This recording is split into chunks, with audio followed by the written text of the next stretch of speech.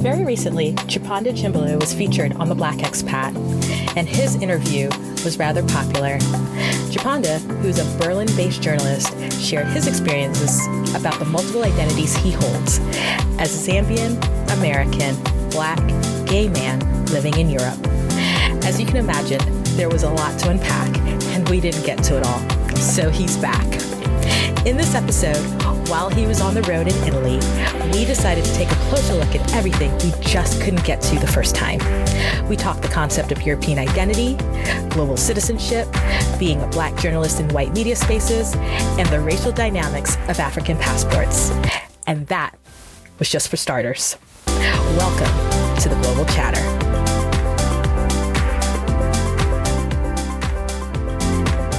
How are you doing today? Well, I'm doing quite well. It's a fairly rainy day where I am. Actually, I happen to be in Verona, Italy today. So, but the weather is not as sunny as, the country sounds. I mean, I feel like every time you and are trying to meet up for a story, you either are coming from somewhere or you're going somewhere. That's literally, I remember the last time, I think you were coming, I want to say from somewhere in Eastern Europe, and then you're about to head out. So do you find yourself traveling a lot? Obviously you're in Germany. Is that for work or is that just you? I mean, I think I've traveled quite a bit within Europe this year, more than I usually would have, just because, of course, a lot of travel has been restricted to Europe. And I also happen to be, I'm dating a guy who likes to travel and is not very keen on staying at home when he has time off. So we've sort of tried to use the opportunity to despite Corona, to get out and, go to places where we can still go. And this is why we're in Italy this time. It was one of the few places we could actually get to, even within Europe. There's some restrictions. You can still move around, but there's quarantine restrictions and all sorts of things going on. And there's also, of course, a huge fear for a lot of us that we just won't be able to travel, in 2 months at all, and so, of course, you might as well do it when you can. Right. And so where have you been? I guess that brings the next question. Where have you been? Obviously, you're in Italy, and full disclosure, I've been to Italy and I love Italy. But have you been anywhere, at least somewhere you hadn't been prior to COVID? Or has it all been places that you've revisited? I mean, actually, I hadn't been to Italy prior to COVID. And it's really, really? Exactly. I'm really lucky because I had been putting it off. I didn't want to travel to Italy alone because I wanted to travel with a friend. And I just thought there's all these stories also about racism in Italy that I am aware of as a Black person. And I thought, if I'm going to be in Italy, I want to do it with a friend. And there was a friend in Rome, but she moved back to Australia. And so it didn't work out. That was the plan this year. And it happened right about the time Corona happened. That was when I was probably going to head out to Rome. And then my boyfriend, offered me let's drive to Austria and Italy. And I was like, okay, why not? And so we were in Venice, which is empty. And it's the best time to be in Venice, which sounds horrible, because of course, the locals are not happy about some of the restrictions. They are needed, of course, and they're necessary. But at the same time, businesses are struggling. So in a sense, it's also a way to support, businesses there, by traveling. We're allowing people to at least make a little bit of money as well. So everybody has been really welcoming, and it's been quite a nice experience because, of course, it's just not as touristy as it is. And that's also a good thing because you can, you don't have to line up for a whole hour to get into a site or anything. I'm actually surprised, as much of a world traveler, at least I perceive you to be, that this is your first trip to Italy. Yes, I am surprised too, but it's been on my list for a while, and I had put it off just because I thought that, I didn't want to be a Black guy traveling alone in Italy. And this time around, I just sort of got the opportunity, and with my boyfriend, we thought we could drive around Austria and Italy, and so I said, why not? I mean, I could definitely see some hesitation about traveling around Italy as a Black person, I mean, I've definitely read the stories, particularly with immigrants who've been targeted. And so, I mean, and I read more of those after I had gone to Italy, because I think I went back maybe 4 or 5 years ago. But yeah, I know that there was a period, at least, and I don't know if it's settled down or not, where there were definitely immigrants, definitely a number of African immigrants who were being targeted. And, I mean, we're both Black, right? So no one stops and asks, where are you from before they attack you. Before they attack you. So I could definitely see that being a concern. But in the greater context, so where in Italy have you traveled so far, or have you just kept it to a very small area? We've been to Venice, and then we were in Bologna as well, and then Florence, and now we're in Verona. So that's been within a span of 5 days. So yeah. Oh my God. No. And you're like, you were saying this is amazing. I know we're in the middle of Corona, and I know that Italy was hard hit. And I know and it hit their tourism industry, but I mean, it's kind of a nice time to go somewhere without the crowds. So that's exactly one reason to be here. And I actually, funny story, because I was posting, of course, some of the images, and then a colleague from work, a picture from Venice that I posted on my Instagram. And then she was like, you know what? You're like the third person I know who's in Venice right now. So that was so funny. So of course we didn't see that many tourists. And I was like, oh, and then I was like, so who are the other two people? Because I haven't seen them on the street. I mean, when God gives you lemons, you make lemonade. And I mean, if nothing else, you're supporting the local tourism industry. And I know I would imagine there, like many places around the globe, have been so impacted by COVID that economically you've just lost all those dollars, or euros, right? And so, you can chalk it up to, I'm supporting the Italian tourism industry while I'm there.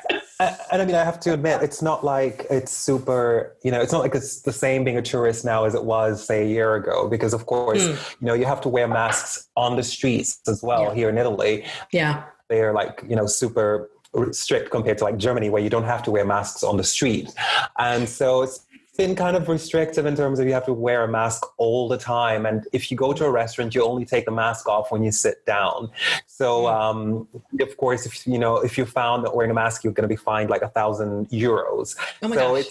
it's quite strict. And so it's nothing like even where I live in Berlin. And yet, of course, it's still an attractive time to visit certain places, just because, they've emptied out. And this is like the opportunity to see certain sites which are just not overcrowded, where you just you don't end up waiting for an hour or 90 minutes and, being frustrated with people trying to take some Instagram images or selfies, and it just sort of gets in your nerves. And so I'm glad I'm here now, and I'm glad I can maybe support the locals who've been struggling. And I've also met some locals who my boyfriend happens to know. And so it's also been interesting to, have an exchange with them. So it's been fun. Can I tell you, you are so right. Because when I went to Italy, it was in the dead of the summer, in the northern hemisphere, which means everyone and their mom was there. And when I was in Florence, I think I have photos of throngs of people, many of them who were Americans, because they were wearing what we call in the US, I know it means something else in the rest of the world, fanny packs, and we're looking very American.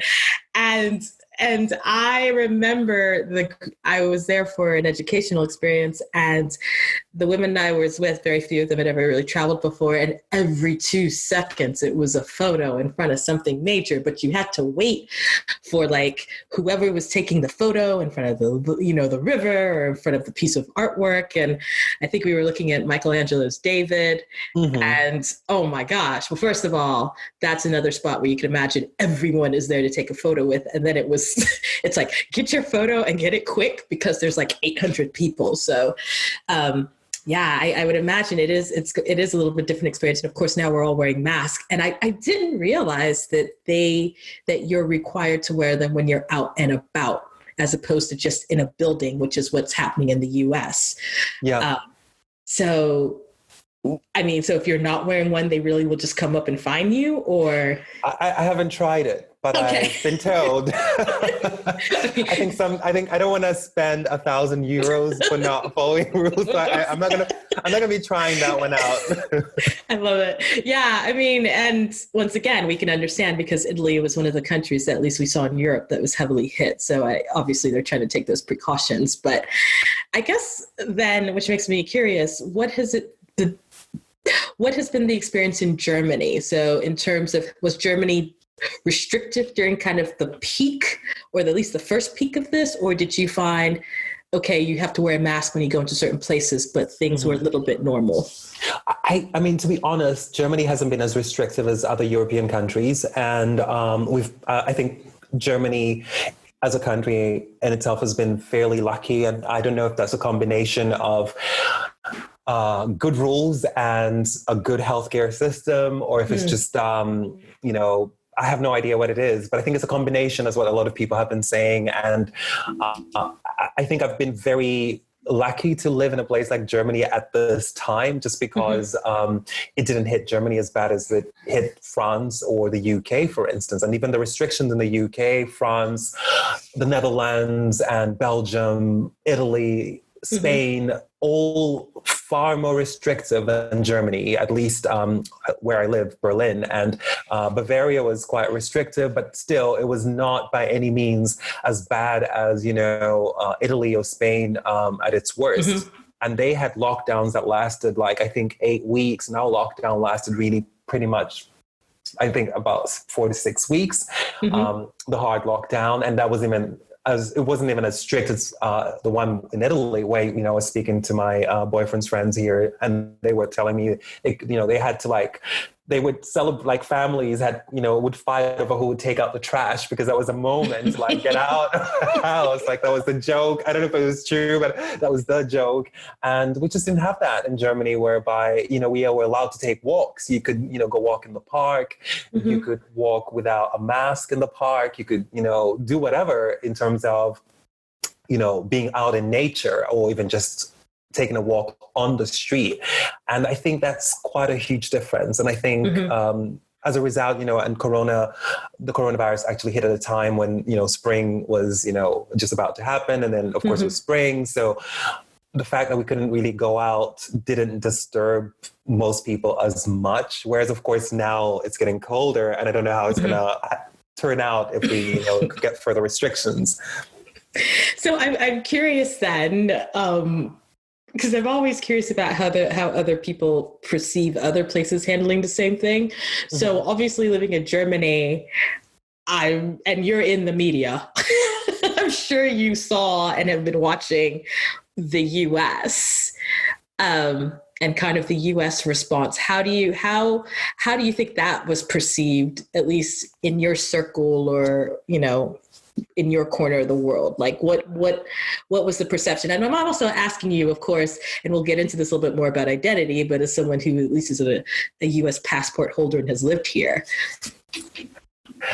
Well, I think it's been embarrassing to see how the US has dealt with the coronavirus. Obviously, it's pretty clear that the leadership that the United States has had hasn't done a good job of communicating, the threat of the coronavirus, and also showing that it's taking that threat very seriously. And I think it's fair to say, as a journalist, I try to be as objective as I can, but I think the US administration hasn't done a good job of really communicating the threat of the coronavirus. And I think even Trump's, him being diagnosed with the coronavirus didn't appear to have really changed the tone of how the White House has been communicating that. And I think that hasn't been the case here in Europe, or, in Germany, or even if you look at, say, the European Union with Brussels and it hasn't been an issue. And so I think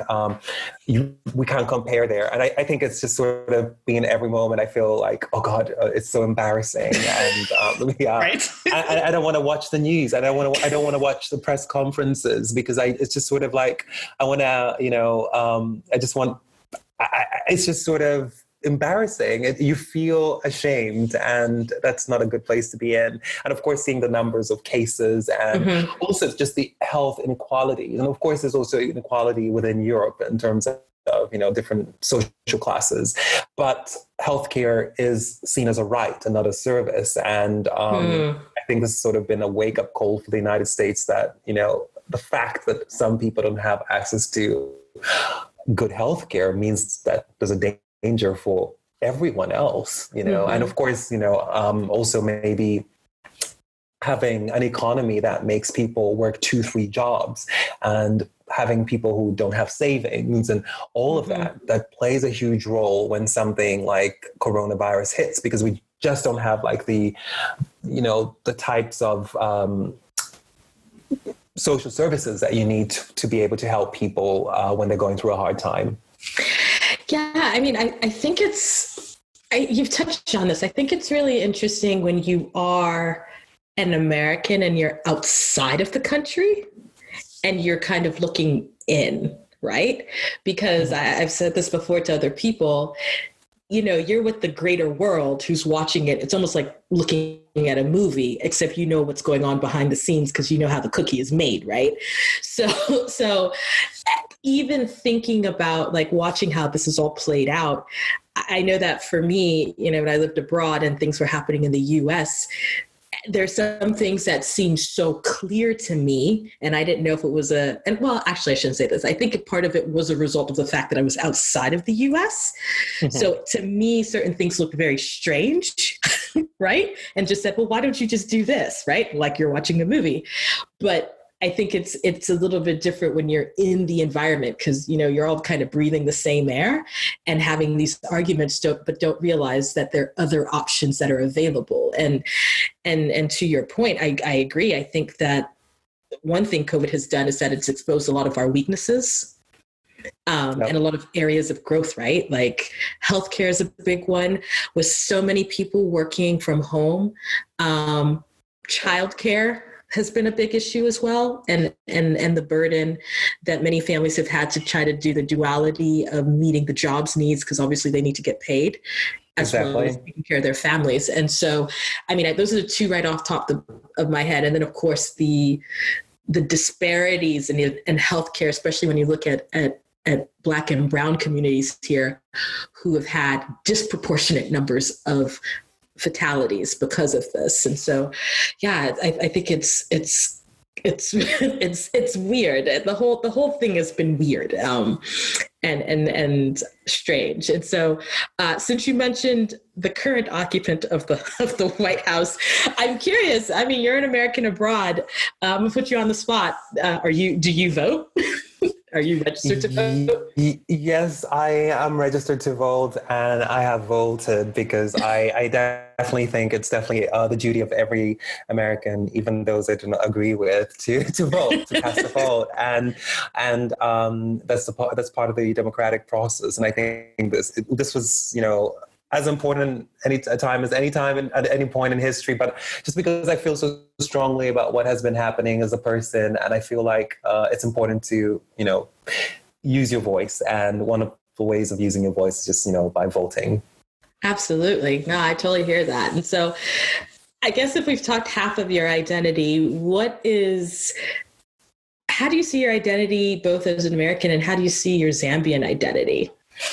Yeah, I mean, I never think of myself as American or Zambian, obviously, of course, until like when I'm being asked to fill out a piece of paper or, cross right. the border, and then suddenly it does take on a certain meaning. And so I feel like in general, I wouldn't like to call myself Zambian or American. And I think I've spoken about this before in the past. I call myself Zambian American because on one end, I travel on a US passport, but on the other end, of course, there are certain perceptions of, how I've been also socialized, how I've grown up, and that's probably Zambian in some ways. But I just think of myself as me. Yeah, of course. Sounds a bit narcissistic, perhaps, but me. But I think it would be more important for more people to think of themselves as individuals, because I think there's so much in terms of if you look at nationalist movements and identity, and I think people wrap their identities in the countries they belong to. For me, I think that's problematic, because that leads to less of you're less likely to connect to people who are like from other places if you base so much of who you are on where you come from. And I think if you see yourself as being an individual who's maybe, a collection of different things, then you are willing and more ready to embrace other people and their different types of identities. And I think that's why I think I'm not a huge fan of, feeling closely associated with one place or the other. And I've lived in Europe for so long right now. I've been here for 13 years, and I'm not ready to call myself European yet. I was going to say, are we calling you European? No, I'm not ready. I once had made that mistake. I'm kidding. But I once, I referred to myself like I kind of feel European once in my earlier years here. And then I had a German colleague at the time, and she just like laughed out loud. And she looked at me and said, you can never be European, and was laughing. And it was like, I was referring to the idea of certain things, and I was referring to like certain experiences, like speaking several different languages, being at home in different cultures. And I think for me, that kind of existence is extremely European, and that's what I was referring to. But she just sort of laughed, and I think I kind of understand that. The longer I live here, and I kind of feel like the European identity is not as embracing or as encompassing as the American identity, for instance, which, despite all its issues, Well, tell me. I was going to say, well, tell me more about that. What is the nuances you see with a quote unquote European identity versus maybe an American identity? Well, I think an American identity is more at home with being different from whatever is the norm of what it's supposed to be American. So, it's always never been a standard identity, because there's always been, African Americans, and there's always been, indigenous Americans. Maybe they were referred to differently, and of course, discriminated against. But at the end of the day, being American, even though it has been largely driven by white Americans, as a country, and as also an identity, there's always been the other within the American, which has been extremely present. And of course, in the 20th century, even more present, and now ever more so than ever. So I think it's been obvious that, the idea of Americanness is broader than, ideas about looking a certain way or even speaking a certain way. And you don't even have to speak English fluently to be an American. And I think that is the difference. And I think here in Europe, there is a huge difference in terms of how even, and when we talk about Europe, people say I'm European, but I think at the end of the day, they're French and German and whatever. And when we look at those national identities, and the coronavirus, by the way, also showed that, because of course, when countries were closing their borders and trying to also sometimes, protect certain resources for their own populations, because of course, who do the politicians answer to? They answer to their voters. They don't answer to all of Europe. And that was what we saw in the initial weeks of those lockdowns in Europe, with the borders closing, which was unthinkable. And the whole idea of Europe is also about the freedom of movement of people and goods. And that was something that was, shown by the coronavirus, that people, like politicians, were willing to get rid of this idea to protect their own populations. Of course. But I think the idea of being European or German is so much based on also language or even French, but French even more so in language, and speaking a certain way, and and maybe even looking a certain way. And most of the time when people think German or French, definitely German, for instance, they would think it's a white person. And yet, of course, there's so many Germans who are not white. And have a certain type of name even. And so if you have a name that is, Asian, African, or, from another part of the world, then obviously people will automatically think that you can't be German. And so I think the reaction that I had from this colleague of mine at that time years ago was just a reflection of, the reality. And as I've lived here longer, I've come to understand that. And I also feel not comfortable. I'm not willing to call myself European at any point, and I feel more comfortable calling myself an American to this day, or an African, a Zambian to this day, even though I haven't spent, that much time in those places in recent years.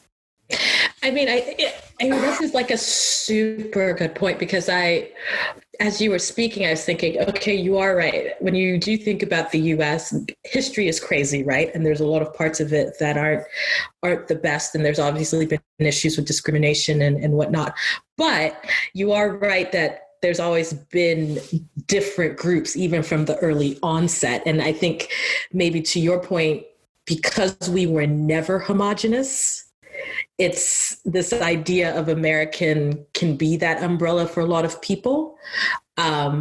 Whereas I think it might be a little bit different if you are in a country where there's this very specific historical story that started with certain clans and tribes or whatever that became a nation.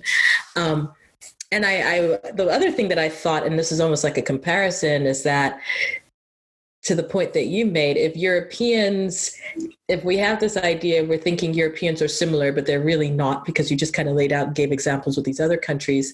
It almost seems like the same concept we do with African countries, right? Mm-hmm. Where someone says, well, what does it mean to be African? And you and I both know there are 50-something plus countries. And the experiences of someone who's in Zambia is not necessarily similar to someone who is in Cameroon. But yet we seem to group people by a geographical region. And honestly, sometimes it's by skin color too, to be honest, right? When we say a lot of times it is by right? We're like, they're European, i.e. they're white, is what a lot of people may think.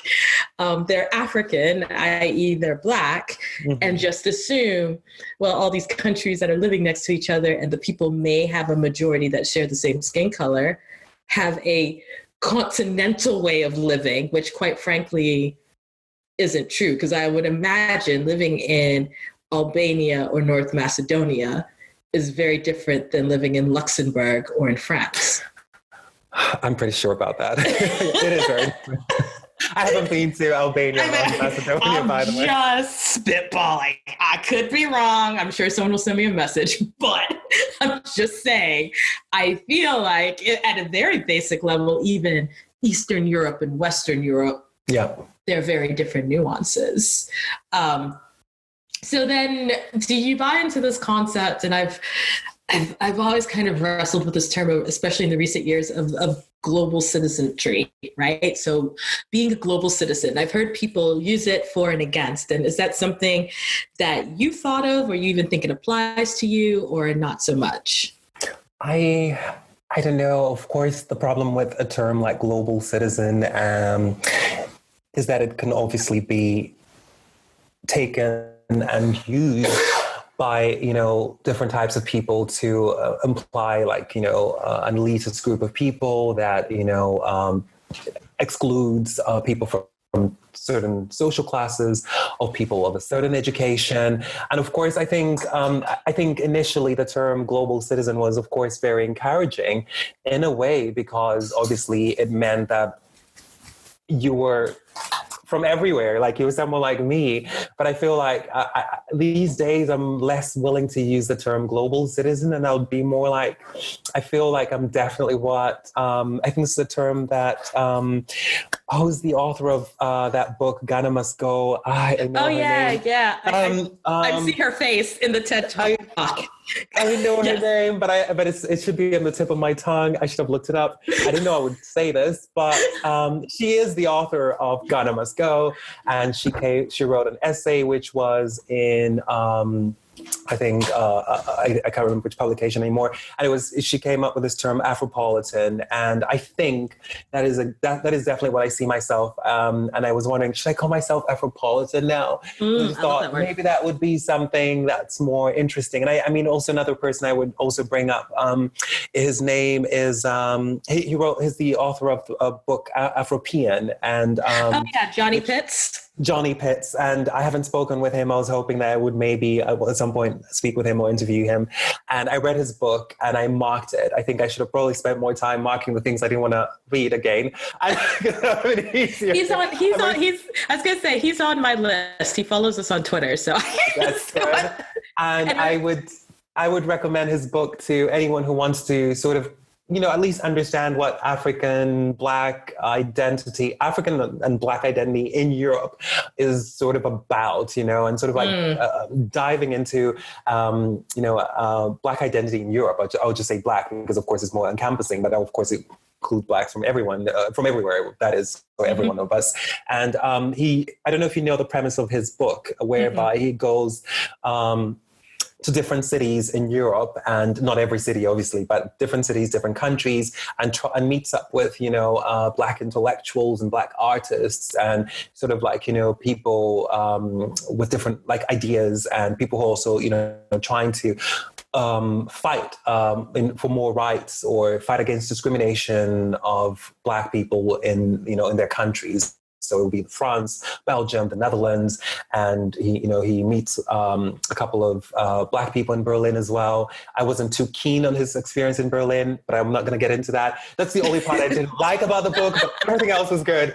So, which is why I'm so desperate to speak with him. And but that's what I wanted to just get into. I think there are varying experiences, but I think if you feel a certain level of comfort moving between countries and language, and culture, obviously. And of course, we talked about code switching last time, and this code switching then becomes more nuanced in that it sort of takes a form of where you're even shifting in terms of national identities, ideas about national identity that people have. So at some point you could be a little bit more French or a little bit more English or a little bit more Cameroonian, Zambian, or Congolese, or whatever. And so if you have that ability to do that, I would say Afropolitan is what I would say, because the Blackness, is sort of like, as much as you would want to pretend it's not there just to have more of a comfortable experience, it's always something that other people are going to remind you of.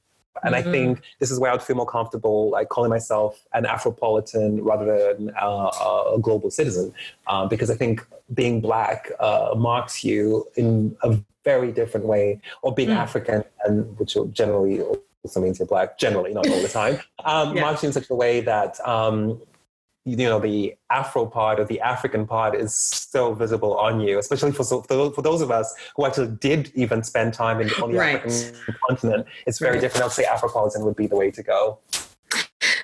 So Ghana Must Go, Taye Selassie. I hope I'm saying her name right. I hope I'm saying her name right. I think she, at least at some point, she was living in Rome, so I think she'd be another person to talk about the Italian experience. I did read about her after I read her book, and yeah. Ghana Must Go sitting on my Kindle, and it's sat for a minute. I get busy, right? So I'm committed this year. I've read so many books, and so that one I've committed that I'm going to finish. And I definitely think I want to pick up Afropolitan just because, once again, I retweet their stuff all the time, and I'm constantly following them on social media, and they follow Johnny Pitts. Obviously, is behind Afropolitan, and he follows us. But your response to global citizenship is an interesting thing, because I'm seeing this nuance that you've brought up, particularly with Black people who have traveled, right? Many of whom were third culture kids, right? So they grew up between borders. But as they get older and I will say to a certain degree, I've seen this with conversation with some Asian individuals who also grew up as third culture kids and then also grew up, between borders and as expats, where the term doesn't really seem to be as applicable as we'd like to believe it. And I'm thinking about a conversation I had with a former African TCK who said, she doesn't use the term anymore. Mm-hmm. And the reason is because, she grew up as a TCK, highly mobile. And then for university, she went to Europe. And then it became a nightmare, though, once her university experience was done, to stay in Europe. Mm-hmm. And as I was talking to her and another African TCK, they said, okay, it is a romanticized term because the reality is at the end of the day, you are limited by access and movement if you don't have the right kind of passport. Exactly. So she felt, I'm not going to use that term because part of the reason I'm where I'm at right now is because certain governments have said, I can't remain or I can't go or I can't come to their countries, right? And so she's like, it doesn't even make sense. And once again, both of them have African passports and they are both very well traveled, right? Particularly because of their childhood, but they were like, it's an access thing. And the more, she started talking about it, I realized, it's true because, both of us are however we got them, we were both American passport holders, right? We were both born in the US. And so, I think if we both wanted to be lofty about it, we could say we're global citizens. Well, of course, because we can go to wherever we want to go, right? Well, I mean, some limitations maybe. Not now, but in general. In general, when there's no pandemic, right? No one is saying, and I don't know how you feel, but I've been keenly aware as someone who grew up in a household of mixed passports, right? Mm-hmm. I was the first one in my family to have an American passport. I think you know this. I was born in DC, but everybody else, right? I have a sibling who was born here, but everybody else had to go through the naturalization process who wanted one. Mm-hmm. And so I've seen the immigration and I've seen the hassle and I've tried, I'm thinking about a family trip we took. Me and my brother-in-law got there before the rest of the family because we were coming from one country, everybody else was coming from somewhere else. I'm in the line, and this was in another African country. We were in, I was living in Qatar, and we were traveling to Seychelles. Mm-hmm. I was in line, first of all, for maybe 5 seconds. I don't even know if they even opened my passport. They just looked at it and were like, "You're good, right?" I mean, they're asking him all these questions and he has a Cameroonian passport, right? And they're going to all these details. And then and they're like, are you going back to Qatar and all this other stuff? And I finally go over there and go, brother-in-law, he's with me. He's not staying in the country. And so, just even thinking about that, the term really only still applies to a subset of people, even though on its face value, it seems like it applies to everyone. Exactly. And of course, I mean, the term, like you say, the term applies to a small set of people, but it's not just that. It's also the fact that it also applies to people who, in general, look a certain way. And I think you and I, at least I would think I have to prove by showing my paper. And so they have to see that passport. Whereas, if I was like, a tall, blonde, blue-eyed person or even just white and walking and moving a certain way, because of course even whites from certain countries don't also face quite some discrimination. I think that, that would also make a huge difference. And I think that's the fact. It's also coming from certain white countries, the US, Australia, Canada, being, those countries, the UK, and of course some European countries makes a huge difference as opposed to maybe if you come from even, I think you mentioned Macedonia, but that of course might also make a difference. So, I mean, of course, even that is sort of marked. And so I think the idea of being a global citizen when you don't have a certain, say, piece of paper and a certain amount of money in your bank account, which can also maybe allow you to sort of pay your way, then of course you wouldn't say that you're a global citizen. And I think, and then of course the whole term has been captured, if you like, by politicians to oh my God, say something, and send a certain message about, certain ideas about who's elitist and who's not. And that's why it's so problematic. So I have a general question because you brought this up, and because I'm just curious. Because you spent your childhood in Zambia, and you can correct me if I'm wrong, because I need to be better about the history of the southern part of the continent. I'm very well in the western part, and I'm like, I don't know what's always going on down there. So that's terrible. But so I would imagine Zambia, and I'm assuming like many of your neighbors, had a significant white minority population, right? Yeah, I mean, Zimbabwe definitely had a significant white population. South Africa still has a significant white population. And I think Zimbabwe also still has a fairly high number of white people compared to like other African countries. I think Zambia was always like 1%. Okay. So, I mean, but 1% is big if you go to certain areas, and that's also, of course, a question of perception. But I think they were, and then of course there are white people who also played a role in fighting for independence. And, there was a vice president in Zambia who was white, fairly recently, in the last 10 years or so. And he was also a minister of agriculture when the country, switched from a so-called one-party system and became a democracy. And he was part of that government. Guy Scott is his name, and you can look him up if you like. And so I think it's like there's this troubled, relationship with colonialism, which of course is linked to white people from Britain mostly.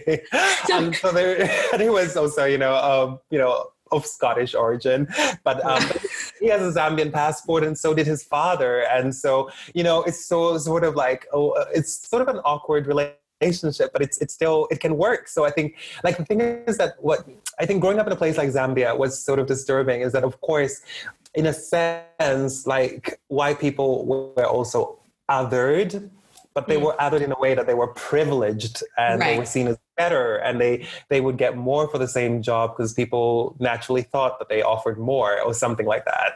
And of course, maybe they came with networks that white people come with. If you know people in Europe or, in the United States, it gives you a different network even in business. And I think people are paying, in a sense, also for those networks. And I think... You go ahead. You were going to say something. Yeah, no, because this is then what I was curious about. So if you're a white Zambian, for example, and I don't know if you necessarily can answer this. Mm-hmm. I mean, we basically, we said it and then we didn't really, but we were really talking about passport privilege. So I wonder exactly if you are a white Zambian, do you still get, at least from your observation, do you still get sort of the struggle that maybe a Black Zambian has if they're traveling on that passport, i.e. if they're going to go get a visa, is it a little bit easier for them? Or is it still, at the end of the day, you have a Zambian passport, and even though you might be going to a country where there might even be ancestral ties, it's still the same hoops? I don't know if you can actually speak to that, but I've always been kind of fascinated how that works. Hey, actually, you're right. I think I'd like to explore that.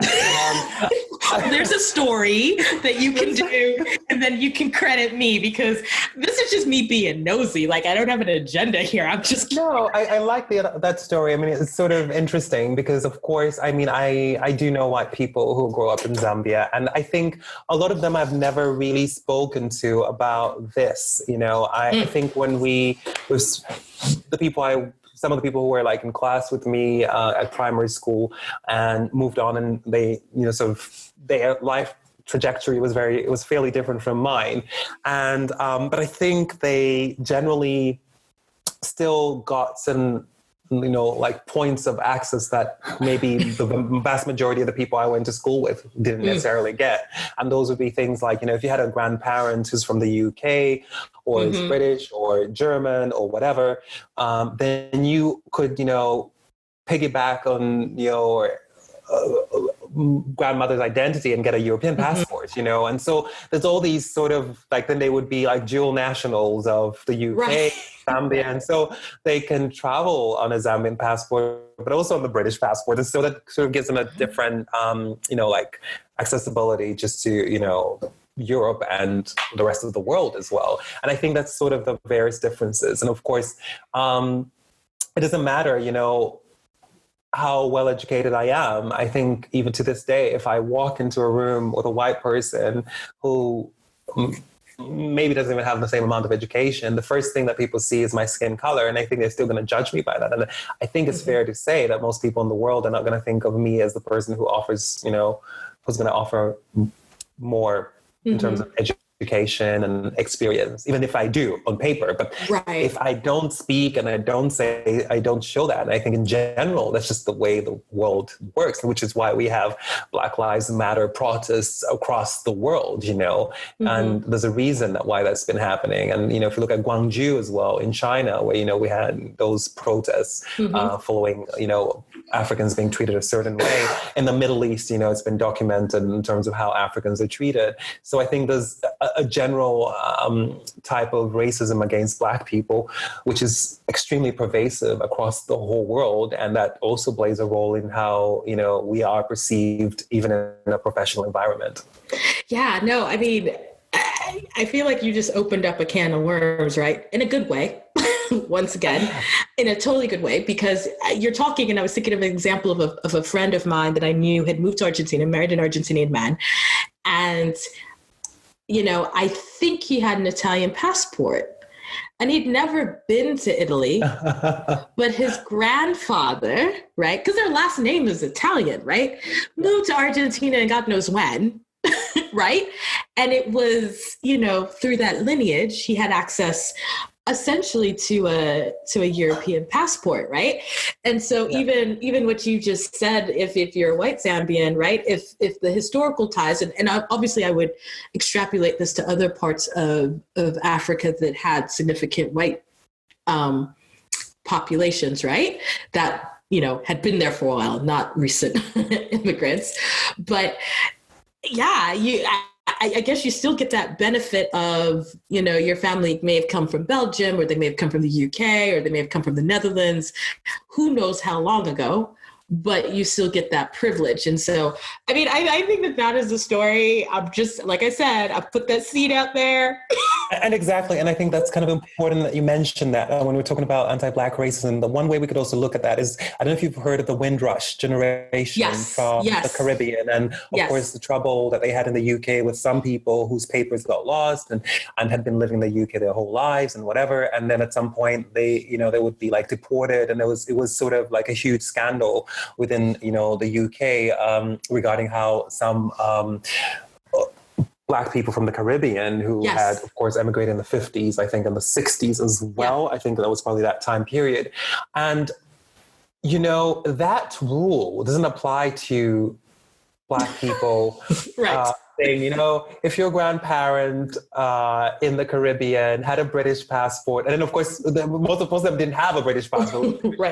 So there's no like had British citizenship or whatever, and you can prove it, you know. And so it's sort of like the way these rules are applied, in a sense, also reveals like who's allowed in. And still, in general, the people who are allowed in, they try to allow in more white people, and it's just how it works. And I think that's kind of an interesting thing to sort of look into. And I don't know. I think that's just something that I was thinking about right now. But I think it would be more interesting to speak to a British person or someone who's, you know, more familiar with that than say me. I would say absolutely. And you know, we're the Black expat, so we can't. We don't quite do that. I am privileged, actually. So that's why I said if we could punt it to another communication team, I think that would. I just think it's a unique thing, right? Because we sometimes take these things as face value, right, in terms of even access, but we don't explore how historical the access is, right? We just think, oh, this person was born in this country. Yeah, but every country has different policies in terms of who can get access to passports.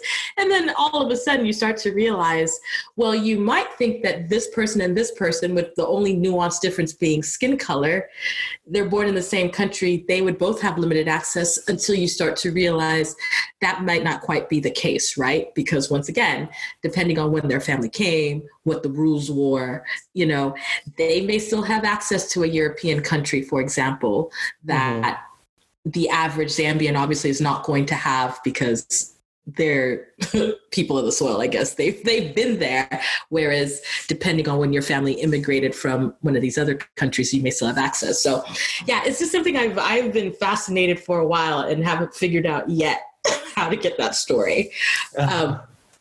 But then I guess then, obviously if people read your interview before, and we've alluded to it, you work in the media. And so what have been your experiences? And I know you've worked in a couple of different places, but what has been your experiences sort of navigating working in the media? Particularly you're in Germany, and you're particularly as a person of color. And we've spent some time talking about immigration and these waves of immigration and sort of, some of the rise of the rhetoric that we're seeing. I can't even just say it's Europe, right? Because obviously if you're looking at the United States, you're seeing some really interesting rhetoric come up. But what are the challenges for you as someone who is in the media and you're trying to report these stories, but then is there a tension because sometimes the stories you might be hearing or reporting are also impacting people that may look like you? Just how do you navigate that? I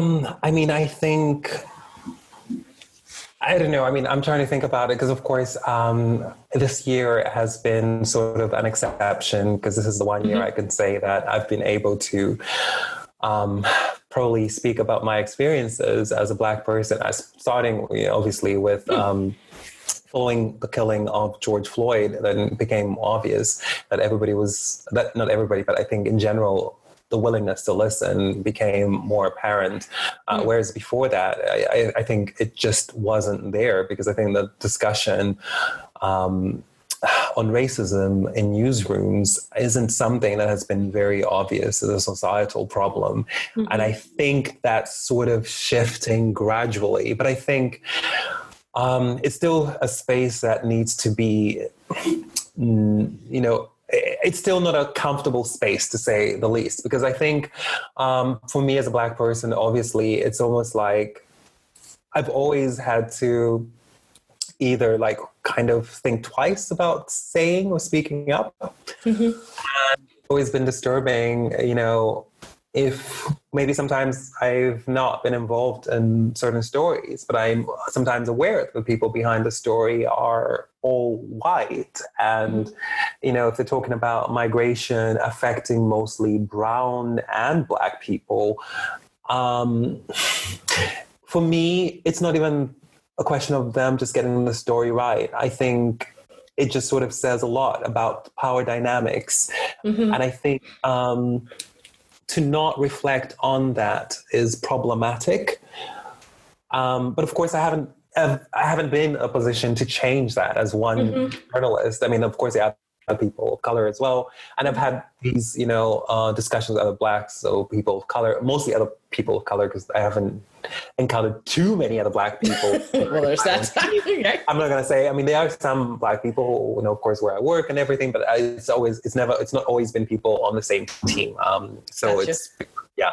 So then it sort of also makes for a different discussion. And of course, sometimes it's also difficult to go to another Black person and have that discussion, to say the least, because as you know, it's always the same. And between, you know what I mean. And I think that's sort of also, that's something, just because you're Black doesn't mean you, and of course, some Black people might also want to focus on their race. And so I don't want to approach a Black person and say, oh, hey, you're Black, I'm Black. So, right. So let's talk about this once again. Yeah. Gotcha. Exactly. It's been much easier to have that discussion with other people, just people of color in general, because of course, then it's sort of like we kind of can connect on a certain level, but But on the other hand, of course, there's also not a sense of competition because, of course, as you know, when you are a Black person, if you're the only Black person on your team, then it would have it's like sometimes it's also this sort of Naomi Campbell thing going on.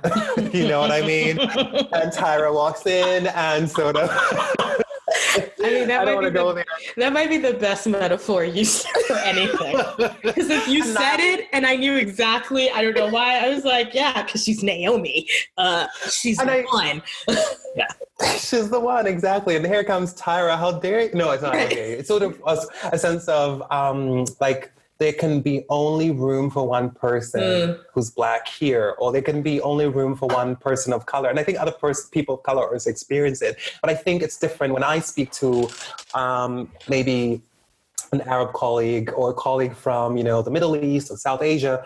They don't see themselves as in competition with me for the same opportunities if they're the only person on my team who's different from me. But if I when it's another Black person, they will always be compared to me, and I will always be compared to them. And that's just always the problem. And I don't think it's because we don't want to work together or whatever. It's just because of the way society or the way in general that sort of pans out, and then it sort of, you have I would call it the Naomi Tyra complex, and right. And so and of course Naomi has sort of moved on from that phase, and she went and spoke with Tyra. You know the story, right? And I don't want to get into that. That's not what the podcast is about today. but you brought up a good point, though. I think that. Isn't that the challenge, though, when you're the only of anything, is that you are acutely aware that you are the only person there. And so you realize that you don't want to lose that position because God knows however hard you work to get there. And then someone else walks in, and it's annoying because I think we've all been there, but someone else walks in, and because you happen to be the same skin color, am I going to be compared to this person? Or more importantly, is this person going to be someone who is going to replace me? Exactly. And I think part of it is a scarcity mentality, only because many of these spaces have not been traditionally open to many of us, that you get a good thing and you're scared to lose it. I was just going to add, many of these places also just make room for that one person.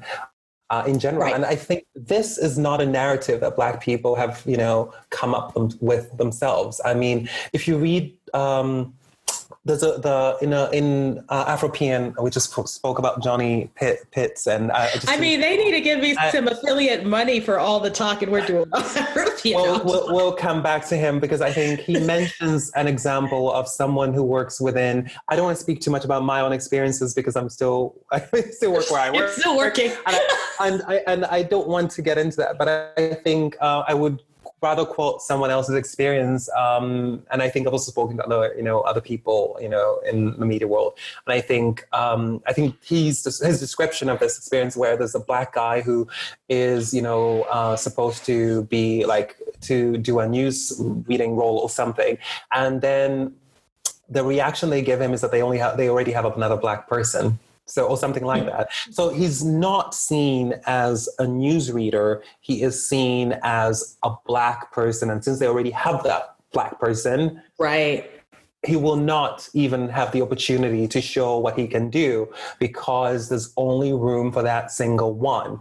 And I think that's the point. And I think that's how Black people, and even some other persons of color sometimes, and not everyone, I don't want to speak of every group here, I think that's how most of them are made to feel. And I think that feeling is even stronger when you're a Black person, I think. And so do you think that this summer, with obviously the following the George Floyd protests, and obviously it became this conversation. I mean, this is the conversation I've almost had with every person so far on the podcast, because it's been outside of COVID, right? This has been one of the most dominant story in general that we all have sort of been a part of. Have you found that there are more conversations that are starting to happen that might even be leading to a little bit more of a change in the industry? And granted, it's been a few months. So are you even seeing a little bit of momentum as a reaction to what happened? I think there's definitely more discussions going on, but I think what I don't see, and I think I will limit myself to German media now. No, that's just totally to be fine. more. That's because it's the space I'm in, and it's the sort of the space I'm comfortable talking about. I think there's not enough commitment, and there's not enough goal setting.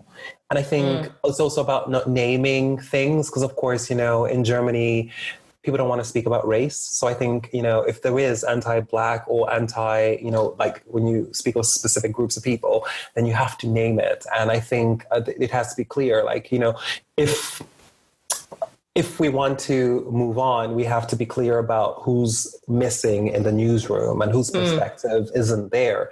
And then you need to go out and say, we want to hire these kinds of people within this period of time, and we're going to try to measure against that goal going forward. And you need to communicate that out to the public. And I think that's just not there. I haven't seen an organization actually come out and publish goals, and it needs to be done. And I think the reason why I think it's problematic within the German context is because it's also, I don't know if you're familiar with the media system, but in Germany, much like in the UK as well, interestingly enough, they kind of copied the UK system after the Second World War, actually, when they were like building up the media, the national public broadcasting system.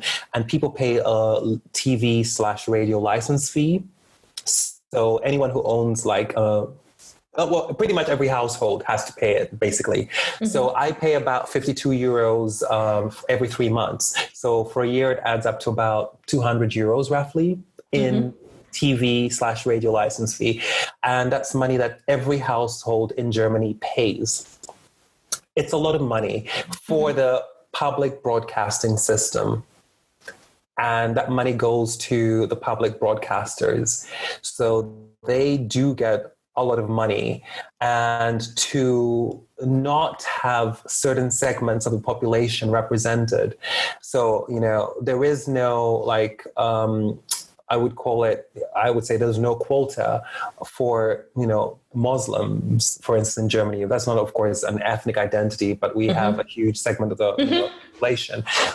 There's what's called, there's like an advisory body. And I believe they don't have a Muslim person sitting on that advisory body for the public broadcasting systems. And I think that's also something that needs to change. So I think in terms of representation, it would be nice to tie in representation in terms of who gets to make the news that we consume. And that's not just the person you see on camera, but it's also camera people, in terms of, people who are deciding on, which stories get done. So commissioning editors and that sort of thing. I think that also needs to be tied to like population. I mean, I would also go as far as also tying to maybe, certain, depending on how things are, like when you can actually show like, like German Turks, for instance, are a huge minority, and yet you don't see a lot of them, and they're not present within the media system as much as they should be. And so I think that's something that's just lacking. And I think that is something that I haven't seen happen. We haven't seen people actually have discussions about saying we're going to try to have 10 people hired within the next until 2025 or whatever. Right. It needs to be clear. And I think it needs to be clear in a sense because, first of all, it shows that they are thinking about it and they want to commit to something.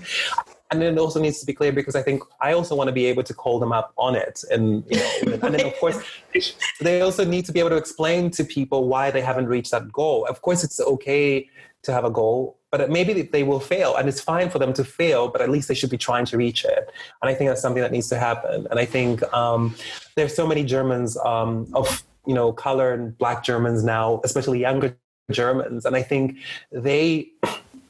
most of them are not switching on to the public broadcasting systems as much because they just don't see themselves in it, and that's just not like who they see on screen. It's also about how the product feels. And I don't know, I believe, which is why I said I tend to have a problem with the idea when I see something that is only been done by, say, white colleagues, and we're talking about migration, if it's a big story and there was not a single person of color or Black person involved in the story, I have a problem with that, because it's also, there is something intrinsic in the story when, you know, like when people tell a story that affects them or impacts them personally, the way they go about it is very different from someone who maybe also is passionate about telling the story and telling the truth, you know, which is, of course, everybody's version is slightly different anyway, but telling the truth or sharing the facts, whatever you want to call it. But the way you do it when it's something that impacts you or affects you or the people you love or care about or the people you can see yourself being or having potentially been, that is different. I think you just can't do it the same way. And I know like a lot of people might take issue with me saying something like that, but I truly believe this. It is not the same way when a European is sitting somewhere in an African country telling a story about, you know, starving children, as opposed to maybe when someone who grew up on the continent goes to the same region to tell that story, understanding very well that even though they are coming from a position of privilege, their lives were just maybe potentially likely to fall into, you know, the same, you know, like turn out the same way had, you know, the government crumbled or, you know, something terrible happened to them, and, or there's someone they know, you know, or they even maybe know people like that. And I think that is a huge difference. And for them, that person could be someone they know. At least I feel that like that. And having grown up in Zambia, and I don't know how it is for someone who grew up elsewhere or even other people who grew up in Zambia, I can only speak of myself, but I truly believe that falling into poverty, for instance, so telling stories about poverty and migration and all of those things, I kind of feel like I can relate more to that because I know also the struggle, but I've also experienced the struggle and I'm aware of the struggle from the perspective of people I know who look like me. That's different. I see myself in them. It's not the same for, you know, someone who's white or even Asian in that case, but you know, we don't want to get into that. No, but you know what? I think that you brought up exactly the things that I've heard from Black journalists who are in the US, right? When we look at stories, even like we are in a presidential election and we look at how voters vote, right? And why they vote and the way they vote. Often those who are close to the communities, even if it is not their exact community, can bring a nuance and can bring a view that's very different. And I know you used a European as an example of telling a story in Africa, but I think even to a certain degree, let's say, even if you're a European reporting on what's happening in the US, right? If you haven't lived here, if you don't get, you know that this is a massive country, right? And that the experiences of a Midwesterner is going to be very different from a Southerner's, from someone who's from New England or the West Coast, right? And so there is something about someone reporting who they're objective enough to tell the story, but they know a lot of the historical background that they can bring that and bring the reader up to date. And to be honest, I even wonder with some of the types of stories you've even mentioned, if some folks who may have been hesitant to even put details out there might be more inclined because they do see someone that looks like them and that they may even trust that you may do the story justice, right? And yeah, exactly. Because I think the other thing I think is also interesting, because of course, you know, we can talk about facts and everything, and, you know, the great journalist comes in and tells the story as it is, but it's also about the person you're speaking to. How do they perceive you as the person asking them the questions? Now that makes a huge difference. I think if I go to, you know, another Black person and I ask them the same very questions that a white person would ask them, the answers are not going to be the same. Not necessarily. And the story we will get will not be the same. Agreed. that makes a huge difference as well. So we need to look at it, and I think that's important. Of course, we didn't say we should only send Black reporters out. Although they need jobs though, so I don't think you shouldn't. But yes, no, I mean, But of course, they're underrepresented. So I think the idea itself wouldn't be, wrong entirely, but I think we need to mix it up, of course. Yes, of course. But I think the fact is that we also need to think of it that way. And I think we've only been getting one type of story in a sense, because we've also had people, the people doing the questioning and speaking with the people and even looking for the stories tend to look a certain way. So I think they go about it differently. And I think also what's at stake for them is not necessarily always the same. And I think it's important to consider all of that. I think it's really a hard balancing act, but I definitely think that we need to have involvement of more community journalists, so people who come from those communities, reporting about those communities, and working with people maybe from outside the community. I think it should be something that should be collaborative and not someone being flown in for 2 weeks or a couple of weeks, or even just sort of, being flown in for 2 to 3 years, because of course it's not the same as when that as a context yourself and understand how certain, nuances play into how the story is shaped as well. I mean, I think a great example, at the time of this recording, there are protests going on in Nigeria. Mm-hmm. And exactly. one of the things I've been encouraged by, especially been looking through social media, is folks intentionally saying, look, amplify the Nigerian journalists that are on the ground, amplify the people who are on the ground, right? It's real easy to sort of be somewhere else and try and dissect the situation. But the people who are on the ground, the people who know the layout, they know the history, they know why this campaign is going on, they know who's at the forefront, amplify them. And that's something that I think I'm personally encouraged and want to see more in media overall, because you are right. There's something to be said when the right is not the word, but when there's a good match with who's telling the story and the story that they are telling, in the sense that as someone who has seen so many bad stories about Africa, exactly. In particular. But to be honest, so many bad stories just about Black and brown people in general. It doesn't even really matter where they are. But well, I can tell you why that is. I mean, you don't even have to, who's doing the stories, who's buying the stories, who's taking the pictures, who's filming them, who's commissioning them, who's got the budget, whatever, however you like.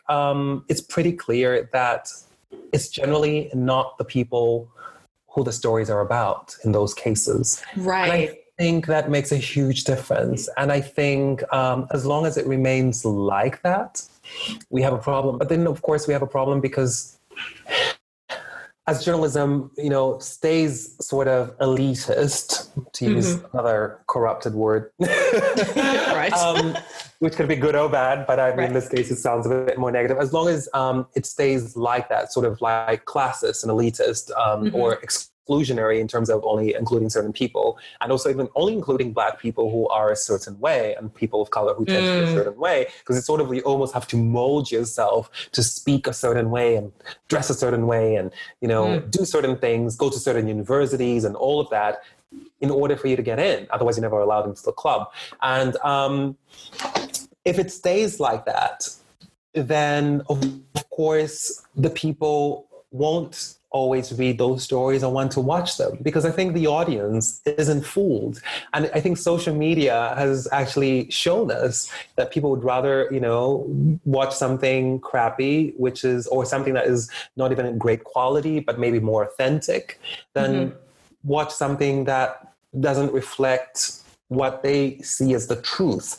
And I think this is the whole idea of truth, because I think a lot of people just reduce it to facts, but it's also about how you spin the story. It's about who you speak to. Of course you could tell a story extremely well, but if you speak to the wrong people, it shows that you just don't know the context. You know, you don't understand the nuances of that place. So I need to also decide to speak to the right individuals in the story. It's not just about, you know, having great pictures and, you know, having, you know, like, or even interviewing like one great person. But if you don't find the right experts or whoever to sort of explain what's going on and put everything into context, or even to be able to ask that expert the right questions, then yeah, he got it wrong, you know? And that's just the way it is. And it's so easy to get it wrong, and people just don't buy it, I think, as much as they used to, because we're not the arbiters of truth as journalists. We aren't. And I know it sounds horrible coming from a journalist. It's true. But it's true. But it's true. We aren't the arbiters of truth. And what we can do though is we can provide nuance, we can provide analysis, and we can provide context. And of course, sometimes we do provide facts generally, but I think facts are not generally the story. Facts are just facts. The story is something else. Oh my gosh. So that's a powerful quote. and what I want to do actually, and I've been doing this with everyone because my brain is also processing everything that you said. But as we're getting to the end of this podcast, there's something that I've been doing called the lightning round. These are 3 questions. Not stressful as far as I'm concerned. Okay.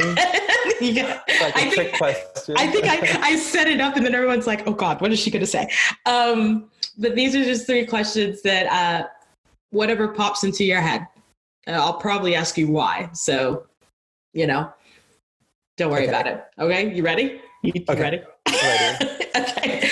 First question, besides Germany, where in Europe would you live? Besides Germany, where would I live? Oh God.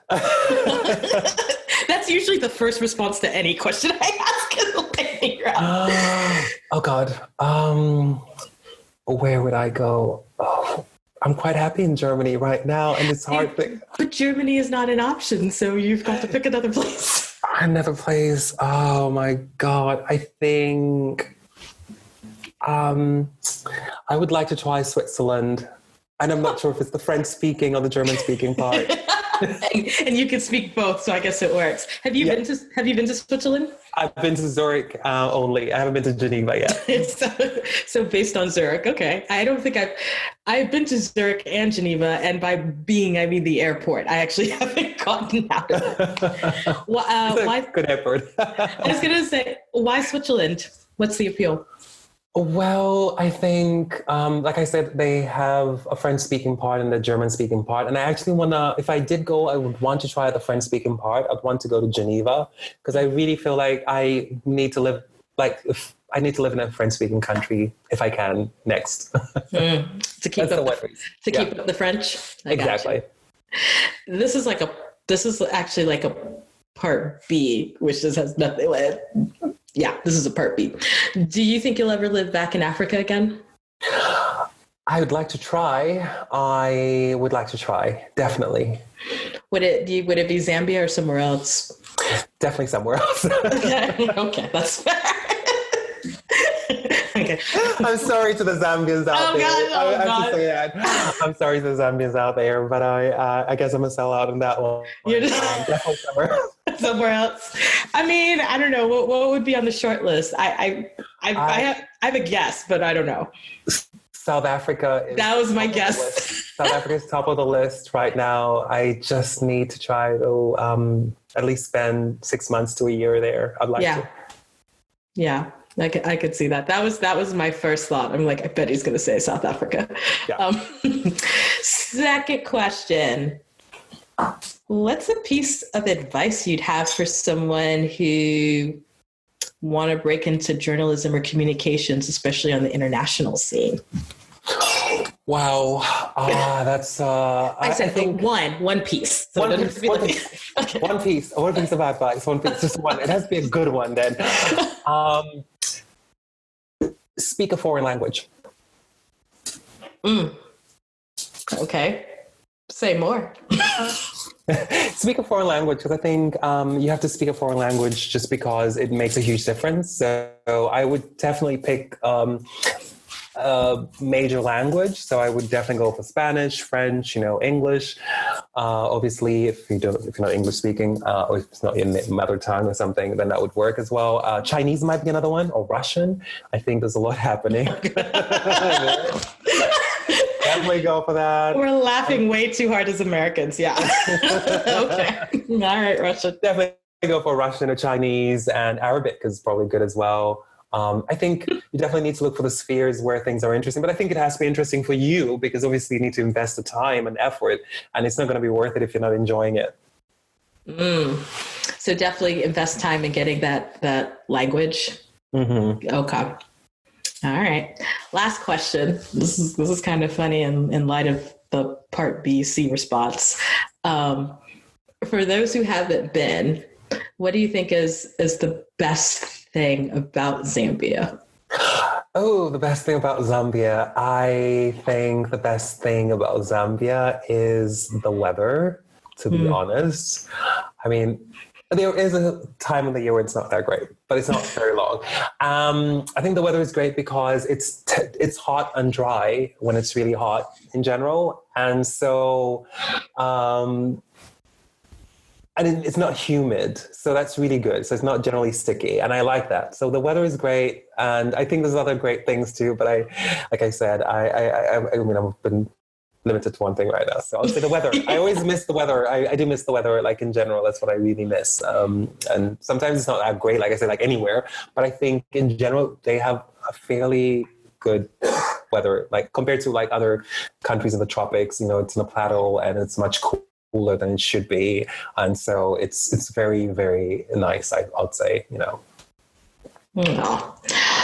Well, thank you, sir, for giving me your time. I always enjoy speaking with you. And I mean, you dropped some knowledge, you shared some books. So I'm going to put those in the show notes. Because I do think people should read Afropolitan, and I'm motivated to finish Ghana Must Go. Okay, at least you started it. Like what I'm saying. So I think that, some of the thoughts you've shared have been really impactful, and I especially appreciate kind of your experiences in the media. So thank you for coming onto the show.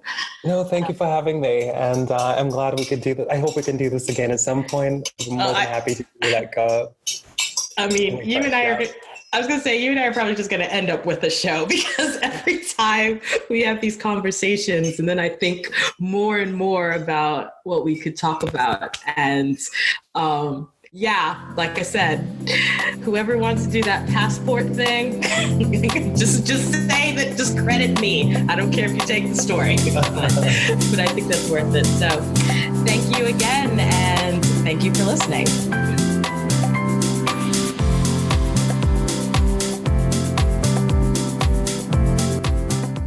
The Global Chatter from the Black Expat is hosted by me, Amanda Bates.